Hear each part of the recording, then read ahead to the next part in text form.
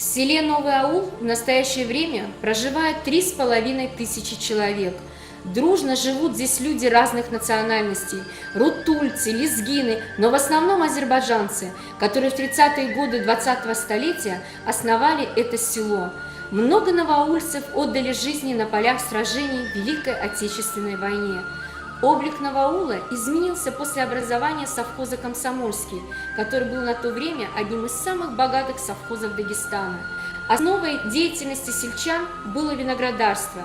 Люди занимались сельским хозяйством. В селе функционирует поликлиника, а в 2008 году была открыта больница на 40 коек со всеми условиями, где и сейчас жители соседних сел Будказмаляр и Кличхан получают медицинскую помощь. С 1966 года в селе функционирует средняя школа, среди выпускников которой такие известные имена, как Тагир Исмаилов, ректор технического университета, депутат Народного собрания Республики Дагестан, Мусаэфенди Велимурадов, министр сельского хозяйства и продовольствия Республики Дагестан, который тоже учился в новоаульской школе. Будказмалярская молодежь приходит заниматься в спортзал селения Новоаул, поддерживая дружеские отношения со своими соседями.